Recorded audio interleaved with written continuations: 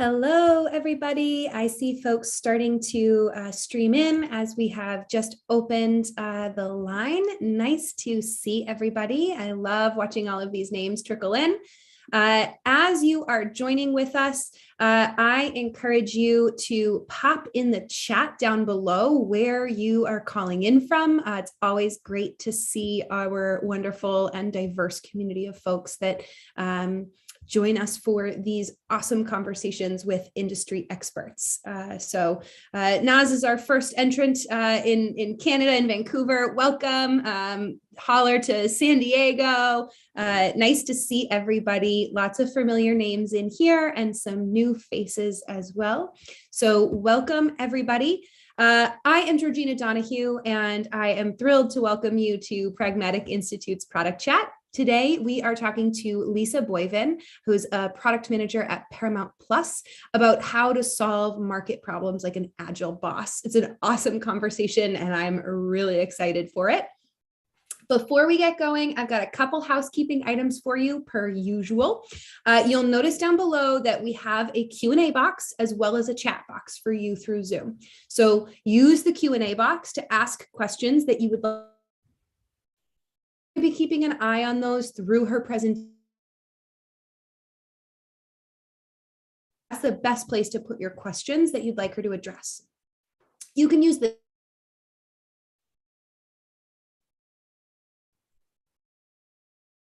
really great back channel to learn together alongside the presentation. This call is being recorded, and you will receive a link to the recording of the discussion. It'll be sent to you in the coming days, so no worries about taking really meticulous notes, or no need to stress if you need to hop off early for another conversation. For those of you that I have not met before, I'm Georgina Donahue. I am the Director of Community for Pragmatics Alumni Community. Our community includes tens of thousands of really passionate and incredibly generous product folks who all work together to solve hands-on problems. And the way that that community has really come together in such a gorgeous way is that when you train with Pragmatic, you of course get our best-in-class instruction. But you also become a member of our community, and you gain access to an online network of peers, weekly instructor office hours, cohort learning programs, peer workshops, and of course, awesome presentations with industry experts like the one that we are about to dive into. So really excited to have you join us all here on this community-driven product chat. All right, let's dive right into it because I'm really excited for you guys to meet Lisa. Lisa Boivin is an incredibly experienced product manager who specializes in Agile workflows and methodologies. She works both with the entertainment and the healthcare industries, and she's got a proven track record for leading really successful cross-functional Agile teams. And she's got a knack for pairing and partnering with development as well as key stakeholders to get everything across the line. So we're delighted to have her here with us today. We're really lucky to have snagged some of her time. I'm going to pass the reins right over. Lisa, thank you so much for joining us. Georgina, happy to be here. Should I go ahead and move to the next slide here for the group? Yeah, you can go right through there. Okay. Oops, sorry about that.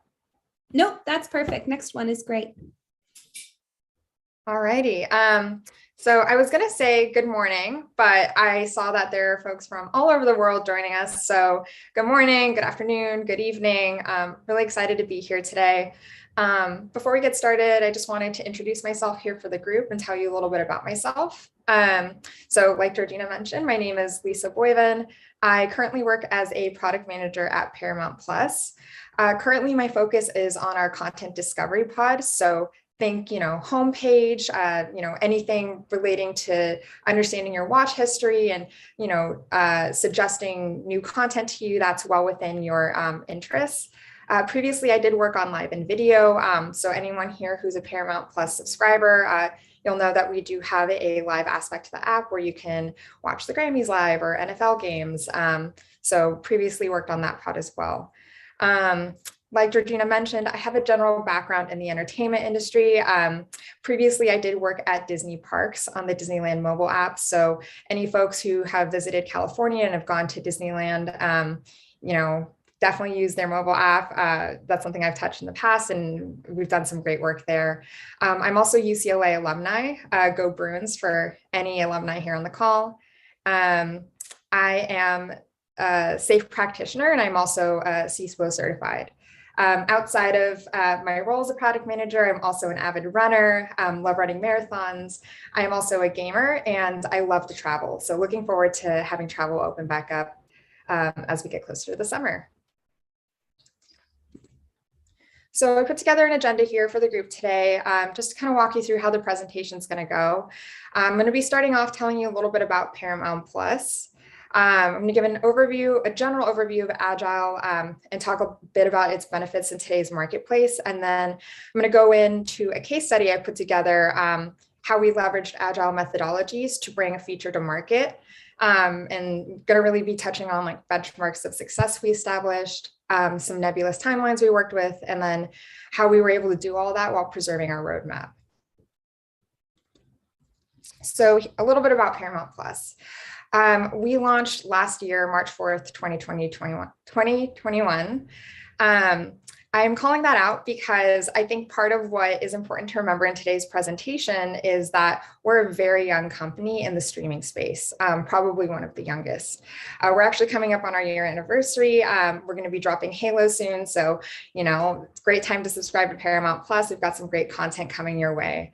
Some of our competitors, I'm sure you're all familiar with. We've got Netflix, Hulu, Disney Plus, the list goes on and on. We have some affiliates that we work with on Paramount Plus. You'll find their content across our app, some key ones, MTV, Nickelodeon, Comedy Central, so on and so forth. Something that's unique about Paramount Plus that differentiates us a little bit from some of the streamers in today's space is we don't just offer video on demand shows and movies. We also offer a live entertainment section. So fun fact for you about Paramount Plus, but we have a base that skews a little more male because of our live offerings. So just think NFL season that just passed. We had a lot of folks tuning in, and we spent a lot of our time offering that, really trying to optimize that experience for our users. And then of course, news. All right, so going to spend a little bit of time talking about Agile. I'm sure many of you are familiar, but I'd like to just give a brief overview for any folks here on the call who are new to the Agile process. So, there's two main project management methodologies today. There's Agile and there's Waterfall. And if you were to Google, what's the difference between Agile and Waterfall, this is the definition you get back. So I'm going to read it really quick, and then I want to talk a little bit about, that definition here. So Agile and Waterfall are two popular methods for organizing projects. Waterfall is a more traditional based approach in project management. It involves a more linear flow. Agile, on the other hand, which we're talking about today, embraces a more iterative process. Waterfall tends to be best for projects with concrete timelines and well-defined deliverables. So, we can gather from that if Agile is kind of a offset of what Waterfall is, it is a really valuable process to work with nebulous timelines, which we called out earlier. And then, I don't want to say ill-defined deliverables, but deliverables maybe that have yet to be defined. So there's a couple benefits to Agile, in my opinion, over Waterfall. So one of the key benefits, in my opinion, is it is very useful for delivering superior quality products. So what I mean by that is that when in an Agile environment, when you release a product to market, you're not done. You continue to iterate and optimize from there. And I think that helps to preserve the quality of the product itself. And I think that in and of itself is a huge benefit of Agile. Because of the nature of our processes, it allows teams to have better control. So meaning that you can make trade-offs as you are working through developing product that can help, control timelines, it can control scope, stakeholder expectations, so on and so forth. Through this comes more flexibility, gives the ability for continuous improvement. Customer satisfaction tends to be higher with teams who practice Agile methodology, simply because, once you release to market, you're really learning from the product itself and continuing to optimize from there. And then I think that this is an understated benefit, but a huge one, especially as a product manager, but it improves team morale. So any good product manager understands that, yes, absolutely, customer satisfaction is important, but you need a team who's the muscle to bring that product to market to make our customers satisfied. And team morale is just absolutely critical in developing quality products. They have to believe in the product themselves and feel that their work is being recognized and tangible, and seeing it in the marketplace itself. So I think Agile, there's a lot of benefits to that just for a team morale, benefit. So for today, I'm going to be talking about SharePlay, which is a feature that we released back in October 25th of 2021. It's going to be our case study today for understanding how to apply Agile methodologies to bringing features to market.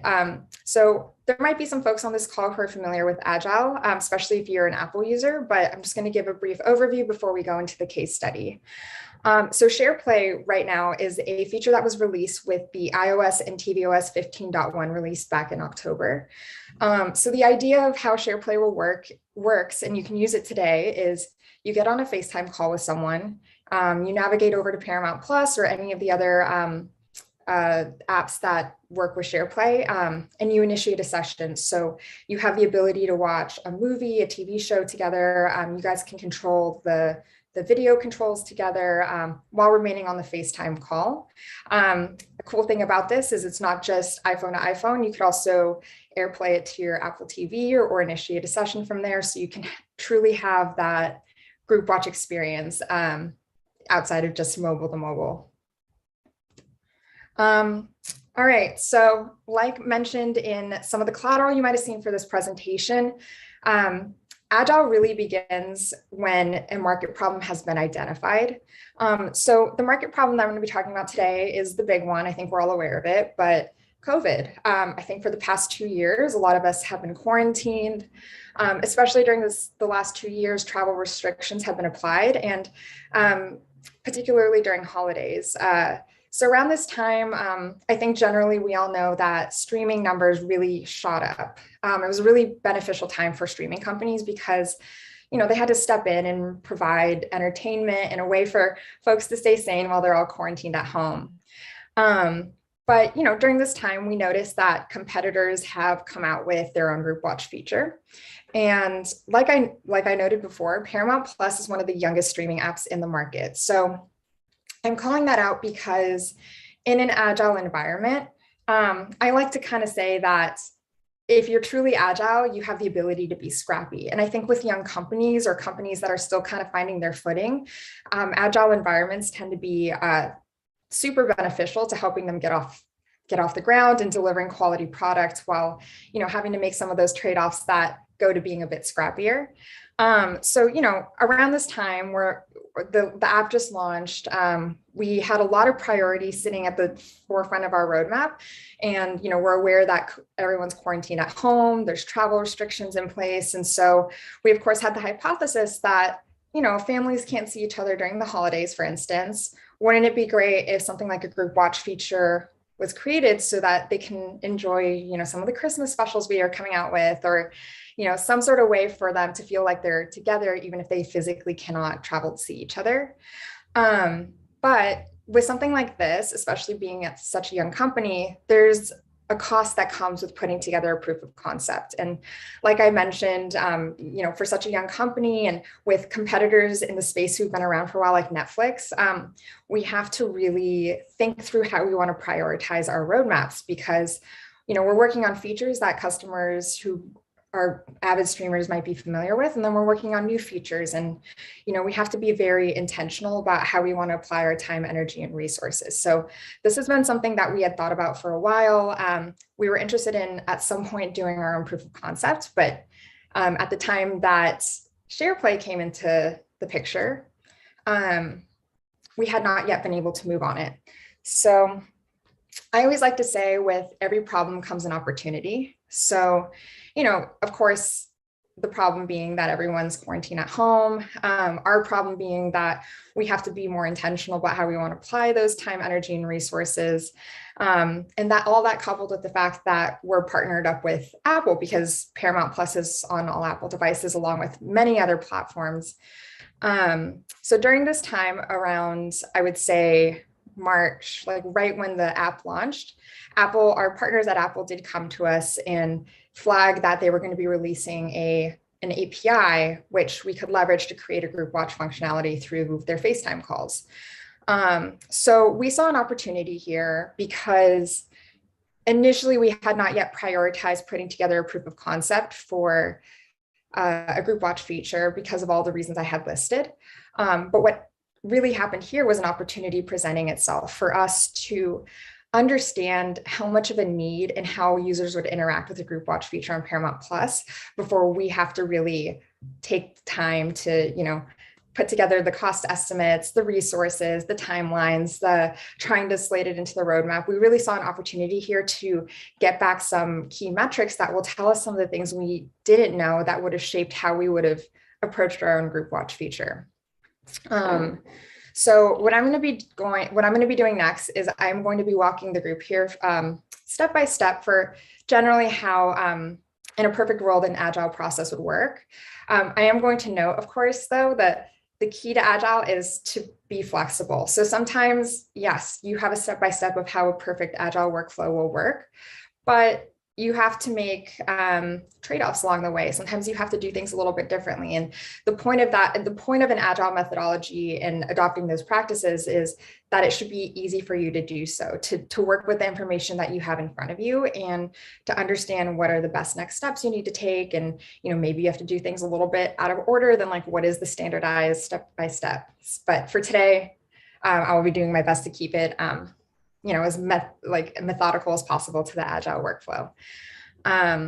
So first and foremost, we had step one. So step one and identifying the market problem tend to go hand in hand, at least for us in this scenario, it did. So around this time, our partners at Apple came to us, let us know that they were going to be releasing something of a share play feature. And something that I'd love to call out for the group here, and this goes to nebulous timelines, is if anyone understands how Apple works, it's that they really are very conservative about information they share out. So, their own employees sometimes don't even know that Apple's releasing something until maybe 2 days before. And so that puts us as their partners in a really interesting position, because when they come to us and they tell us that we can partner up with them to create this group watch feature, they're not giving us any firm timeline of when we're expected to have this done. Not to mention the fact that at the time that we got this, it was around midsummer, like close to midsummer. And the only information we had to work off of timeline-wise was that the feature was going to be released sometime right before the holidays. So we were thinking Thanksgiving. So what we had to do in a situation like this is we had to guesstimate when we realistically thought this would release. And we had to put together a couple different contingency plans of like, all right, if it doesn't release around this timeline, like what do we expect? How will we scope this in the most conservative timeline possible? So we landed on around the end of September, beginning of October timeline. And that's really what we started to work off of as we started to put together planning. So at this point in time, we had not yet gotten sign off from our stakeholders. And it's worth noting as well that we were in the middle of our PI, in the middle of the quarter when we got this information. So my team that I worked on already had its commitments. So what do you do in that situation? I mean, you already have a release schedule of how the quarter is supposed to look, the features that you're supposed to be working on, so on and so forth. And you really have to figure out how are you going to be scrappy and adjust to this new information or this new opportunity. So what we had to do next was get division sign off. And this all goes to step 2 roadmap updates, but we had to work with division sign off. So what that looked like, at least on our end in product, is we had to put together a persuasive argument as to why we needed to jump on this opportunity now, and why we felt that despite this not being best practice, we had to make adjustments to the roadmap and push some timelines of some other committed features out. So what really helped us in making that argument and getting division sign off on this was explaining the value in what creating a feature like this would give us. It would give us the insights into understanding how much of a need there is behind this group watch feature, and it would help us understand our user behavior a lot better, and hopefully in the future deliver better quality product to enhance on that experience. So lucky for us, the division felt pretty aligned with the argument we made. So we got division sign off. And again, in an Agile environment, there's a lot of different ceremonies throughout the week that you can leverage for that. So I call that out because in a waterfall, typically in a waterfall environment, there's less of a cadence between regular occurring meetings. So because we have daily ceremonies and weekly ceremonies in an Agile environment, we were able to get in front of the necessary stakeholders to get that sign off a lot sooner than we would have in a waterfall environment. So what we needed to do next after we got division sign off is we needed to figure out what to do with the rest of our commitments for our quarter. And we of course needed team alignment. Like I said earlier in this presentation, team morale is so important to getting things to market quickly, effectively, and making good quality product in general. So we have this term internally at Paramount Plus. I'm sure many of you might have heard it, but we call it horse trading. So what that looked like for us, and again, keep in mind, we had to stay scrappy in a situation like this. We had to trade favors with some of the other teams. So what that really looked like is some of the other teams helped us out during this time so that we could prioritize share play and dedicate the rest of our quarter and the following quarter to creating this feature. And they took some of our features off of our plate and helped us out by getting that to market still in a timely manner. And then with some of the other features, we just ultimately made the call that this was worth pushing them off a little bit more for. But there was a lot of favor trading going on. But I personally think that's kind of fun sometimes in an Agile environment. And then once we had division sign off, once we had the team aligned and excited about working on this, everyone was really pumped to see what we would bring. We had to put together a critical path. So what I mean by that is to get a feature, the key in an Agile environment is to get a feature to market. It does not have to be perfect. And that's a huge difference between a waterfall and Agile environment, because in waterfall, you're really prioritizing getting the feature out, meeting every single requirement. And that isn't to say you shouldn't do that in an Agile environment. You absolutely should. But the key is to get something to market first. And then from there, you can learn from how users are interacting with it, and you can continue to iterate on it. So I think long-term that has more value because it's everything you develop is more catered to the actual user experience versus what your hypothesis states. So we put together a critical path to review. We had to make we had to put together a very scoped down version of MVP, especially because we had to get it out. And at that point in time, like 4 months, which is a very, very tight timeline in the world of development. All right, so we did all of that.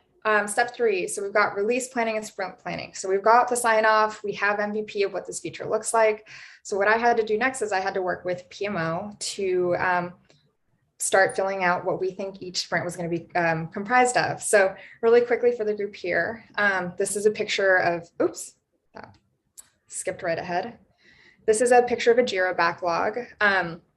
This is not actually a Paramount Plus Jira backlog. I pulled this from Google. I hope you can all understand. I can't actually show you what our backlogs look like right now, but at Paramount Plus, when we're filling out our sprints and we're forecasting, how much work is going to go into each sprint as we get closer to each timeline, this is generally what we're looking at. And over here, we've got the epics at the top of the list here with share play that remained at the top for about a quarter and a half. And then, we started to create shelves of tickets of work we anticipated was going to come and the general sequence of events of how we thought this would unfold.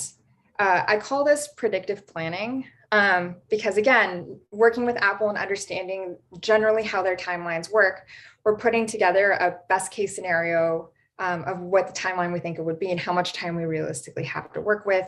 And then from there, that's affecting the scope that we put together. The scope then affects like how we're doing release and sprint planning. And then it's really a step by step. But again, unlike waterfall and an agile environment, any of this can stand to change. And in fact, we expect it to as we continue to develop and go along the way. So, we're not tied to the plan we initially put together. We can definitely be flexible and make trade-offs as we move along our timelines.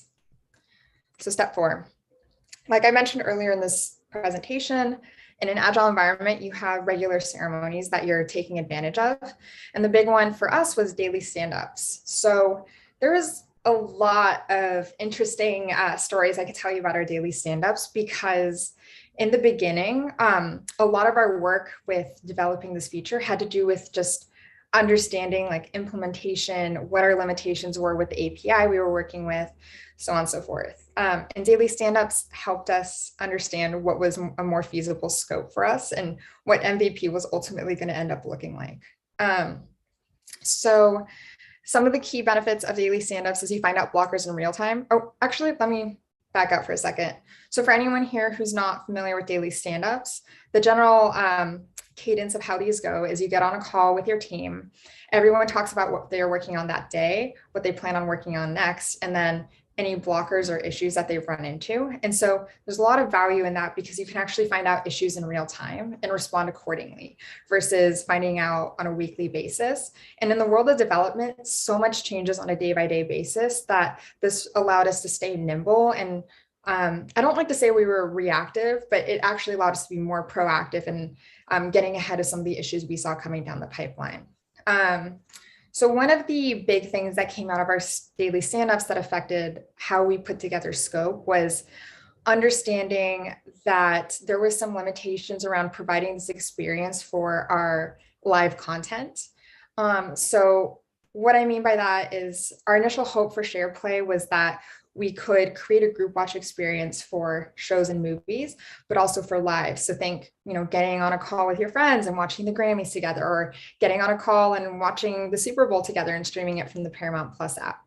But we found out pretty quickly that we actually had to scope this out because as our developers started looking into this and creating implementation plans, we found that there's a lot of legalities and it would be a very heavy lift that would have blown our scope up just to try to make that possible on the live experience side. So think, what happens if someone in New York tries to stream a local game with someone in Los Angeles?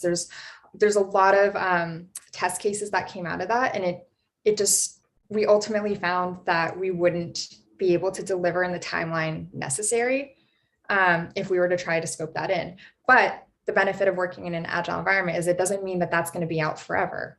We know that's something we want to do in the future. So it's really just a matter of, more of a long-term planning process. Right now, we're just focused on the MVP. So ultimately, we ended up just choosing to deliver SharePlay for a video on demand experience. And then the other valuable takeaway from daily stand-ups in an agile environment is it makes product managers more effective at communicating with their stakeholders. So, anytime you make a scope change or something might change in the budget or the timeline, your stakeholders need to know that. And in a big company like Paramount, our stakeholders can be rather difficult to get a hold of at times. And so coming out of these daily stand-ups, we understood, what we needed to communicate back to stakeholders, and we could leverage some of the other more regular standing ceremonies to get that communication out versus having to rely on a monthly, weekly basis. And so very valuable because it didn't just keep our internal team aligned, it kept the entire division aligned as we continued to develop along the way. All right. So this one's always a fun one. And it's really the next step in any agile process. So we work off a 6 sprint timeline here at Paramount Plus. And at the end, and each sprint is about 2 weeks. So how that works for us is that we put together 2 weeks worth of work. And at the end of each sprint, we get into a Zoom room, or when we go back to office, an actual room, and we have what we call a retrospective. So I included a chart here of what that generally looks like, at least over Zoom. And in a retrospective, you go over a few things. You go over what went well. This is super valuable because you can really deliver positive reinforcement and continue the behavior of certain things that are working really well for the team. You can also cover what could have gone better. So, coupling that with what went well, I think sometimes softens necessary constructive criticism we might need to deliver to the team. And for any product managers here, you all might know that criticism tends to come to you at times, but it's all meant in the spirit of helping you work with your team better and try to get things out the door quicker. We have an idea part of this. What would we try next? And then what questions we have. And so what was beneficial out of our retrospectives and something that helped me personally as a product manager be more effective was that because this was such a new feature, and this is really where the brunt of my focus was, I found very quickly that our QA teams would need to get up to speed quickly in order to start testing and creating test cases for this new feature that we historically have not had. And so what that meant is that I started to host hour-long daily sessions with our QA teams, where I would get them usually a build where we knew there was bugs, and I would start walking them through how the feature would work. And I would get on it. I would test certain things with them. Questions would come in real time, which saved us a lot of time because the way this typically works is when QA is testing, we tend to get tickets. And then from there, the product manager has to assess whether the tickets are valid or if the behavior is as intended. The fact that I could get ahead of that before tickets were even created on a daily call saved our team so much time. And again, I think kept morale high, because when we start having bugs coming in and confusion generally about how a feature might need to work or trade-offs we might need to make, frustration settles in and morale takes a hit. So I think it kept the team pretty aligned as we went and helped me as a product manager become more effective. All right, so step 6, we released this to market. So we released MVP ultimately on October 25th. So it was a little bit pushed out from our initial timeline. But like I mentioned, when you're putting together these timelines, you're kind of creating mitigation plans in the event that maybe this happens or that happens. And so one of the plans we had put together was that if we didn't release in the most conservative timeline that we estimated we would need this feature by, what else could we pull in for MVP? So we got to pull in some additional things that we really wanted that we felt would enhance the experience. One of the big ones would be kid to adult profile share play. And we felt that this was important because we had a hypothesis that families might want to get on a call together and have a family movie session, especially because the movie theaters were closed. So that extra 2 weeks really helped us deliver a better MVP to market. Like I've mentioned, Agile allows us to continually improve on a feature. So we released on October 25th, but we're months out from when we initially released that. And we've been able to continually iterate on the experience. We've been watching in market how customers are interacting with it, maybe pain points in the experience of trying to invite people to a group watch session or initiating one altogether. And we've been able to make improvements from there to really preserve the quality, not just preserve the quality of the product, but really enhance it. So today we're looking at how SharePlay works in market, and we're making determinations about how that's going to influence our roadmap in the future.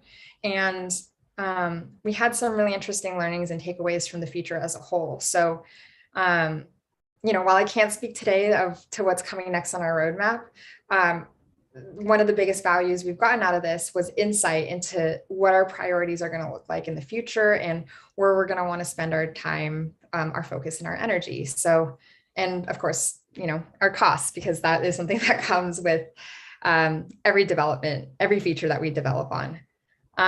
So today, if you were to share play, this is what MVP looks like for the group here, if you're interested at all. You need to be on the latest OS version, at least 15.1 or higher. On the Paramount Plus side, you need to be a commercial-free subscriber. So that was one of the trade-offs we had to make as we started developing, is that, what would happen if one of our one of our tiers that involves commercials, share plays with a commercial free user. And because that opened up so many different avenues of test cases and things we would have to develop and protect against, it was ultimately something we had to scope out, but definitely something we might be interested in including in the future. But today it's commercial free to commercial free.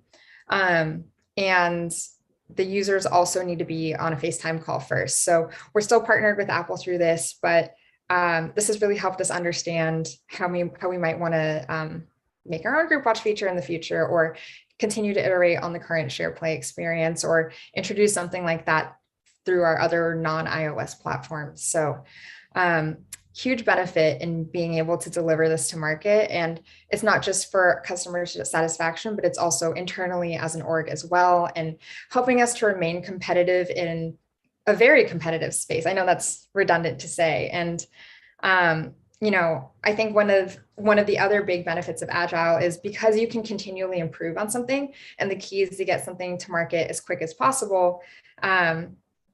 It helps companies stay competitive, because the longer you take to deliver something to market, the more likely it is that circumstances are going to change, and it could be a lost opportunity. So we've really been able to save a lot of time and learn from this. All right, so I put together some recap and takeaways from the group here. So wanted to take it back really quick to the benefits of Agile. I know I've said it throughout the presentation, but some of the big ones here is that it allows you to make changes to project scope as you continue to work through it. That's really important, again, for releasing something to market quickly. It keeps team morale high. It allows you to stay flexible, and if you're flexible, you can stay competitive.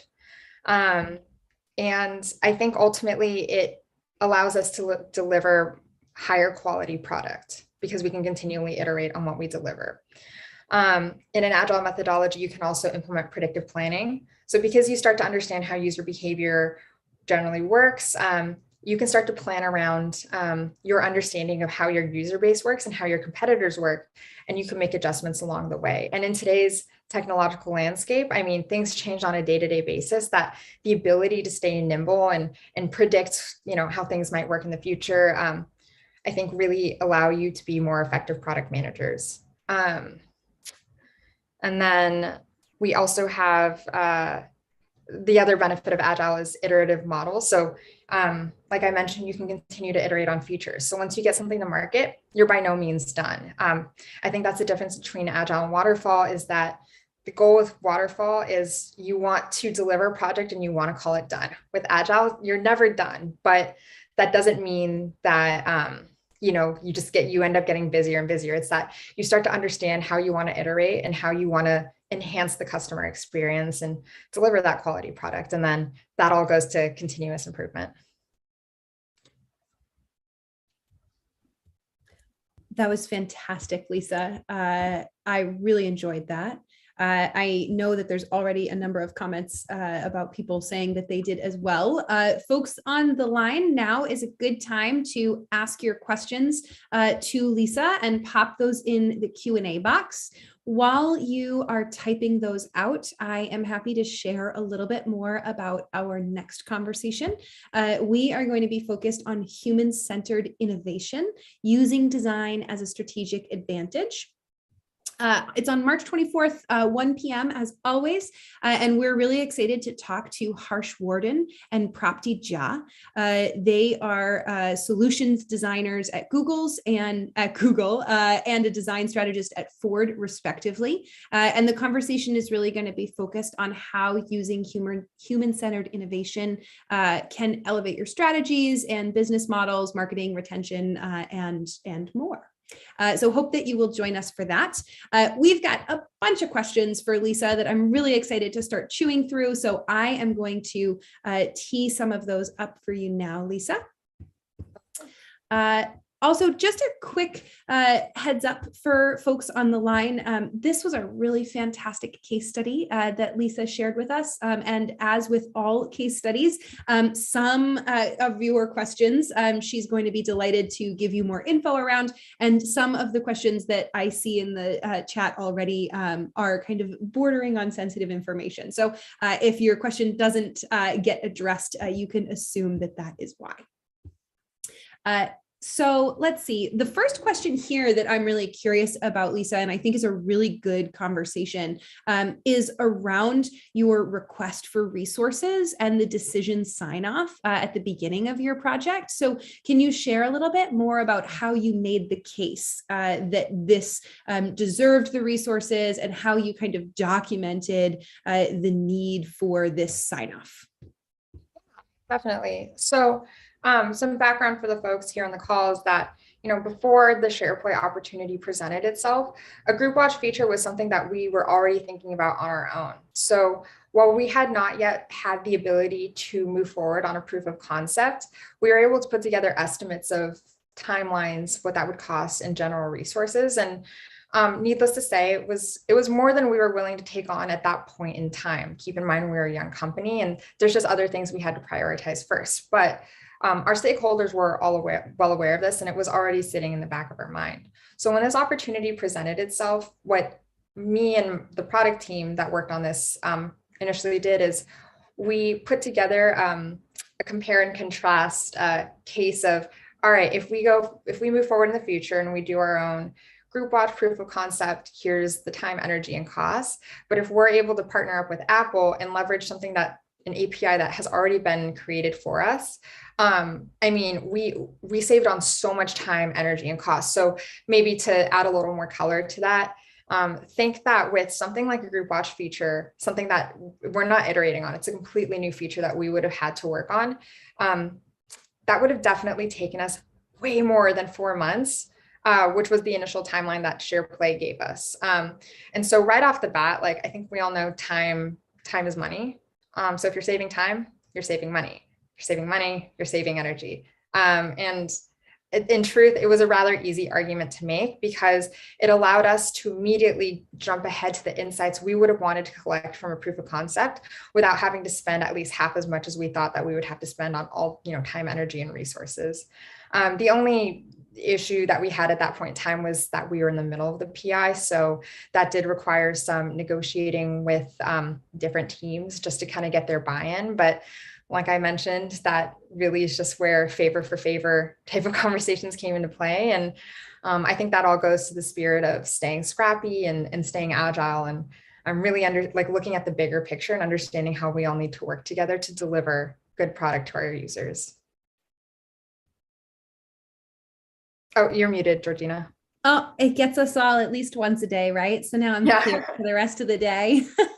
There's another question here that I think is related to this conversation, and that's what are the role types of your stakeholders? So who are you having those conversations with?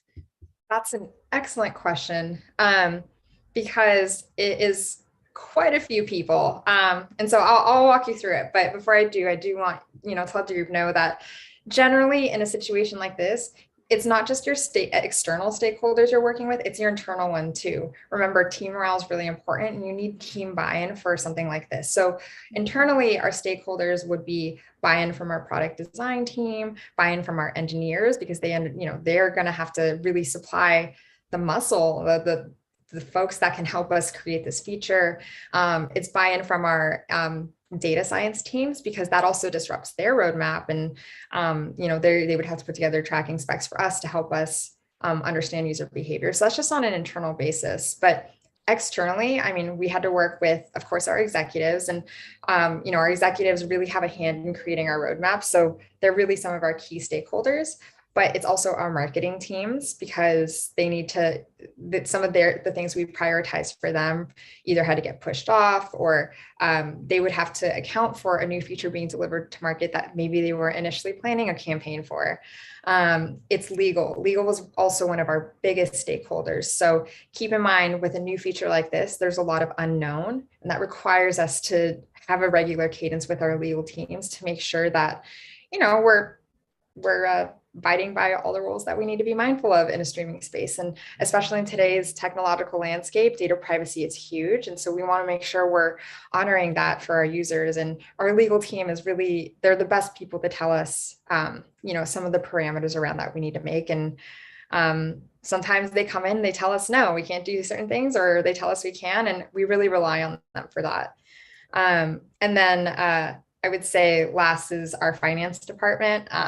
like, a feature that we didn't account for does come with its own set of costs. So just making sure that they're in the loop and they're comfortable with how we're moving forward, how we're spending, where we're pulling resources from. And, this was a huge project that we undertook, and just about every stakeholder that we tend to work with on any feature development was involved. And those are really the key ones that I called out. I think something that you said is so important and we often forget about is that internal buy-in as well as the external buy-in. There's a lot of focus on kind of big executive teams, but we often forget about the internal buy-in. And it seems like that's resonated with a bunch of folks on the call who are curious about how you pitched that idea to your development team, and at what stage in the process did you communicate the value of the project, and how did you get their buy-in more specifically? Yeah, so I think that looks a little differently depending on who internally you're working with. So I have a two-part answer to that. The most internal team was the team that actually worked on this. And the good news is a feature like this was a really cool feature to work on. Everyone did want to work on this, and it was really easy to show them the value. Like, hey, instead of doing this thing we initially planned, do you want to work on a totally new feature and be a part of the team that delivered this? That's not a hard sell at all, at least not on like the most internal team basis. But in a bigger company like Paramount, I work with other product managers. And because we're making adjustments to our roadmap, they're making adjustments to their roadmap. So that is a tougher sell at times because that impacts what they were initially planning. And I think, something I tell to everyone, being a product manager really is a social etiquette game at the end of the day. You really have to have good rapport, not just with your own team, but with all the different teams that you interact with.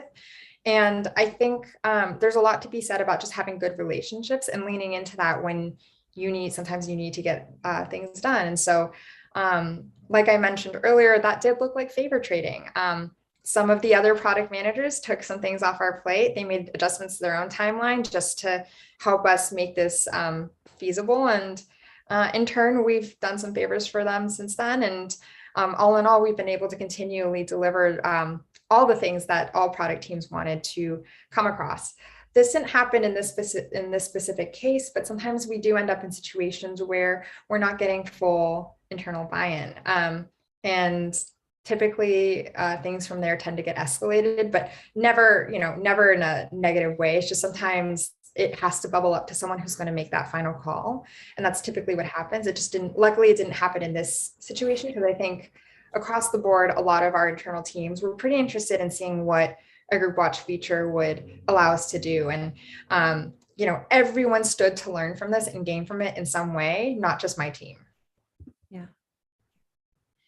A little bit of a pivot here, but I think a topic and a question that we can all relate to around MVPs.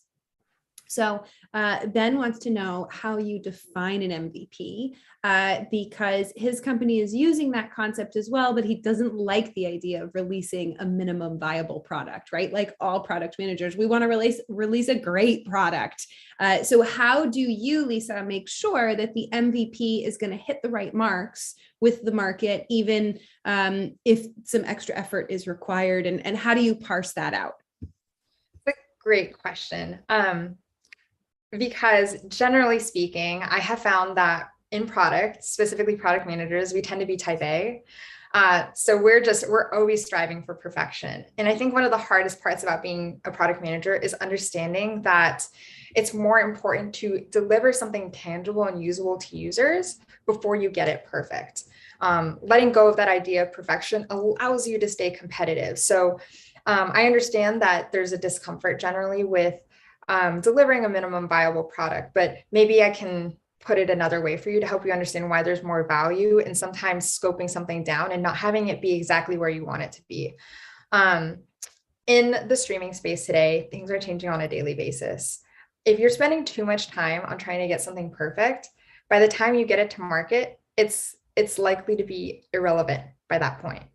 And so, yes, you got the perfect product at the end of the day, but you didn't get something that delivers value for your users. And so I guess when I think of minimum viable product, you have to get away from thinking about the product itself, and you have to understand the end game and what it is you're looking to achieve. So, in the case of SharePlay, definitely, I wanted to deliver that live experience for our users. I wanted them to be able to do so many other things with SharePlay. But if we had actually spent the time to develop all those things, we would have released it way after 15.1 came out. The hype around SharePlay would have died down by then.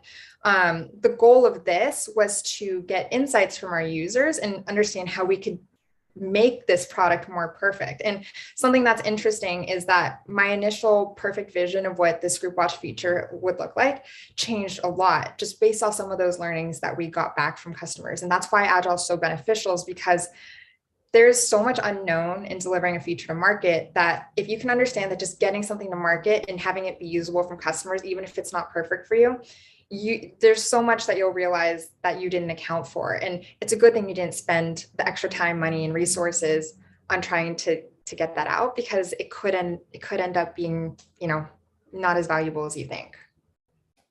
Yeah, and you did get that Agile MVP into the market. And so there's another question here asking about how was the adoption for the MVP features, and how did you really kind of look at the utilization of that MVP to find trends as you prioritized for the next enhancement? Great question. I think something that comes into play here is, again, understanding specific Apple user behavior. People are slow to adopt the latest OS. So when we initially launched this, it was actually a slower start than we thought, which is normal and expected. But we didn't really start getting true insights until, about a month into it, when generally people are forced onto the new OS as it is. And then they start to realize there's this feature and they start to learn. And so something that we saw throughout the SharePlay release timeline and the user behavior is, for starters, we saw a lot more errors in the beginning. And a big reason for that is because users are learning how to use it.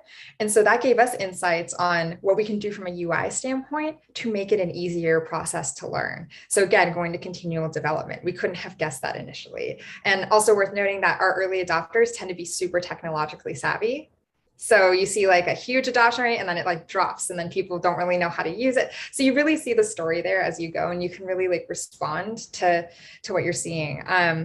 Something that I found rather noteworthy in SharePlay learnings is we initially made SharePlay available for a group watch for both shows and movies, but our most top consumed content tends to be movies. And I found that really interesting because it really validated that assumption we made about people wanting to go to the movies with their family when they can't actually go to the movies, or they can't actually travel with each other. And a lot of the content told us that was what was going on. So for instance, something we released back around that timeline was Paranormal Activity Next of Kin. That's something that would have been in theaters and not on our app, but because there was restrictions around the theaters and people going out, it was something that we brought straight into our app. We saw a lot of watch parties coming out of that. So people are going to the movies together over FaceTime. And it really helped us, I think, start to think about how we were going to design around that in the future so that we can enhance that experience for users. Yeah. There's a couple of questions here on the topic of timing. I think that I did not know this about Apple, that Apple was really kind of close to, kept cards close to the vest on when things are going to be released. And I think that that's really interesting to folks on the call as well, and how you as a partner and a product manager adapted to that. So there's a question about how much lead time you had between Apple's API release and the SharePlay release, and if you were able to plan for any kind of testing or development in that time frame. That's a great question. So I'll preface with, I won't say it was easy. At times it was deeply frustrating because to us, we're just trying to get an answer, and we're not going to get that answer. And so I'll get ahead of the question, but then I'll answer the rest of it. We got about a 2 days lead time before we found out that the API was going to drop. But like I mentioned, just understanding how our partners work helped us to guess generally when that was going to happen. So like I mentioned, we guesstimated an early October release. So my goal as a product manager is I wanted a product ready build in the event that we had to turn something around really quickly. So we still met that timeline we initially put together, the end of September, October timeframe. And like I mentioned, it ended up being later in the month that was delivered. So we had a build sitting and ready, waiting, ready to be released if Apple came to us and said, all right, go. But we had the benefit of actually being able to iterate on that build that we had waiting. And like I said, we work off 2-week timelines. So by the time we got to the end of the sprint, we had that build optimized. And Apple has conferences and they tend to announce releases, and usually that thing gets released like a day or two later. So we saw one on the calendar, we made our best guess. We were right. It got announced there, 15.1 got announced, and it was 2 days before we knew we would have to release, and we had a build ready to go. There's other things we wanted to work on. We knew it wasn't going to meet that build, but that's okay because we were able to get it a little bit down the line. And I think it goes to what I said, that an agile environment allows you to put together a plan A, plan B, plan C, mitigation plans, and just understanding, all right, if it's not going to happen by this timeline, like what else can I get in with the additional 2 weeks? And how can we really optimize that MVP so that when we get that green light, we can really hit the ground running? Yeah. And so what about, it sounds like really thoughtful planning that doesn't hold too tight, right? It's like thoughtful intentions, but you got to go with the flow at the same time. So based on that, how much time did you spend initially focusing on the release and sprint planning, right? Like, because you don't want to spend too much time thinking about it ahead if you know that things are going to be adjusted down the road. So were there any particular estimation techniques that you used, or, who was involved from development in those estimations? So in the beginning, when we initially got this put on our radar, while I was spending my time making my case to the division that we needed to really make some adjustments to our roadmap and prioritize it, I had one of my lead devs spike on it. So that's an industry term. It basically means that our developers go in and they study something to understand limitations around it and put together a plan of action. They basically create the development architecture of how that would look like going forward. Me as a product manager, where I come into play is once they have that plan and they've checked it off with some of their other cohorts on the engineering side to make sure it all makes sense, they work with me to create like shell tickets of sequential work we would need to put together. And I work with our PMO to plug that all into a timeline. And these are very high level tickets. We know that these are not the end game tickets we're going to be able to move forward with, but it tells us exactly the work we need to do and the order we need to do it in. And that really helps us shape our timelines. Important to note that the timeline we put together when the first time we sat and we planned that out, that was not what happened. But it was somewhat close to it. And like that's the benefit of like working in agile workforce methodology environment is that you don't need to be married to any kind of timeline. Like you can make adjustments as you go. And that's exactly what we did. Awesome. Last question to round us out here. We've been talking a little bit about timeline planning, but I'd like to zoom out with a really great question from Stephanie about how you do road mapping. She mentioned that in her organization, her stakeholders really want to see what the entire year will bring. But with Agile, it almost always contradicts, it contradicts building the roadmap out that far. Like you said, you don't have to be married to a specific timeline. So how do you justify those things? We meet on the roadmap on a regular basis. So the roadmap, if you think about it, is a wish list of things you'd like to get and when. And, it's not like you just do it once a year and then come back to it on a yearly basis, because if things in the technological world are changing on a day-by-day basis, you have to look at the roadmap very frequently, because just things change as you continue to go. So in terms of how we do road mapping, we basically have a living wish list. And as developments come and we have to make adjustments, the roadmap just moves up, things move up and down the roadmap. They either come off, they either go on. And how we choose to put things on a roadmap, we have internal scoring models. I can't really say more than that, but we tend to prioritize certain things and add a value point to them. And that really helps us decide what should go first, what's going to go second, what's going to go third. Oop, this isn't relevant anymore. Let's just go ahead and take this off. Let's replace it with this. I think that really goes to like ceremonies that I mentioned, just utilizing standing ceremonies and understanding that what you're deciding today could very well change tomorrow. Yeah. I think that's a great point for us to jump off at. I know there are a ton of questions here. You guys were so wonderfully thoughtful for questions for Lisa. I know we didn't get to all of the questions. If you are a Pragmatic alumni, I encourage you to come hang out in Pragmatic's alumni community and ask these questions there. You can post these questions and receive answers to them in the community space. Also, I know a bunch of people are asking about the recording. We are 100% going to be delighted to send you a recording to this one. I'm going to watch it again myself. I really loved this. I also encourage everybody to connect with Lisa. You can find Lisa on LinkedIn and ask her your questions there as well. We have really enjoyed having everyone here today, and especially we've really enjoyed having you, Lisa. Thank you so much for the time and knowledge. No, I appreciate it. Happy to be here. And, thank you everyone for your time. This was fun. Thank you very much, everybody. That will do it from us today. Hope that you have a great rest of the week, and we will see you next time.